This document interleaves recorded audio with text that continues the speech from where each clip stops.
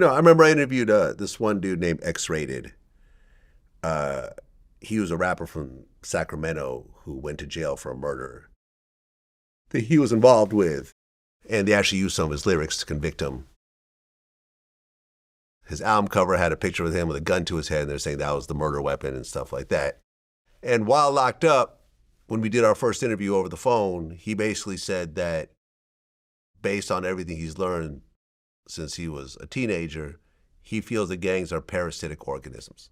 Can you explain it? Meaning that they don't care about the people. The gang itself doesn't care about the members of the gang. As soon as you die, they'll replace you with someone else. You know, if there's a baby Woody, he'll take your name and he'll go on to be the new you, and it doesn't really matter. You know, the families aren't taken care of when they go to jail, that type of thing. It's just meant to keep the ball rolling and keep money and crime. How much time do he have? He did like 30 years or something. He had to go through the process to realize that.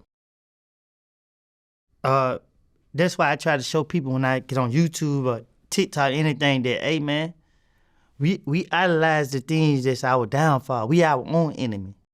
You feel me? Like, that's why I take accountability. Okay, if y'all want this case to be because of me, okay, it's because of me. Learn from me. Learn from me then. Let my story stop you from choosing this life. So if Young Thug walked in the room right now and took a seat next to you, what would you tell him? What would I tell him? Yes. If Thug walked in this room and took a seat next to me, what would I tell him? Did he build a relationship with God? I would ask him, did he build a relationship with God? When I heard him speak, you know, I was like, yeah, you know what I mean? But, you know, who knows? This is his first time sitting in jail that long. Yeah. So.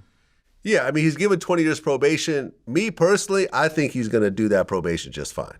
I don't think he's going to violate.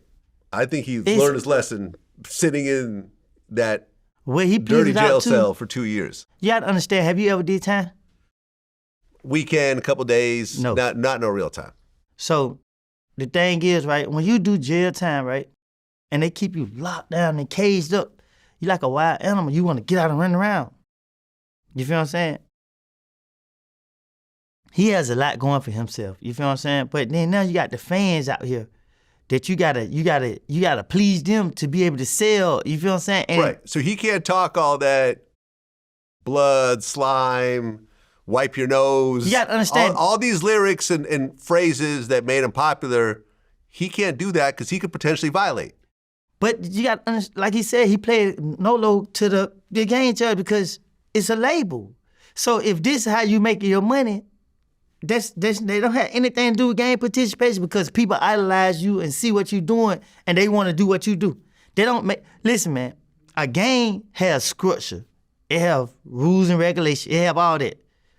This is a label. It don't have any of that. That's why in the trial, you never see them present what the rules and regulations are. You don't see them breaking down nothing. You feel what I'm saying? You just got them saying they throwing up signs and doing this. Hey, I see the police do this. Right, but what they said in the trial was that YSL was affiliated with Sex Money Murder, who was a subset of the Bloods. This is what they say. What Sex Money Murder's members there was? I have no idea.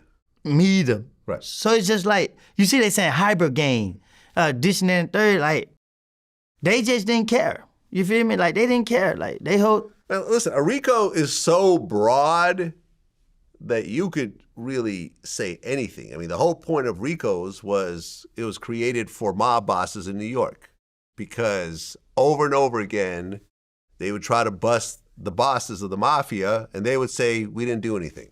No murders, no robberies, no extortion. Those were other people. They do what they do. We didn't do anything. So they created the RICO in order to bust the head guys that didn't actually get their hands dirty. And it worked. And it kept working.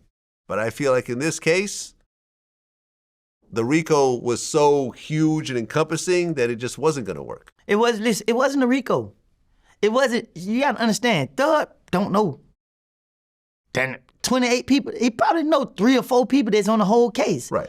What they're doing is Right. I saying... mean, he knows Yak Gotti. He knows... Well, you were in charge, but... What they did was they got this person over here, and whatever this person may have done, got this person over here, got these people over here, and they put all these people together where they try to connect them people to each other to say, okay, this is it. If you listen to the calls, everybody talking bad about Thug. Thug don't do this, Thug don't do that. So how is he the leader and everybody, you know, bad biting him? If he this person y'all trying to make him be, why is everybody turning around pointing blame on him? That ain't how it go, right?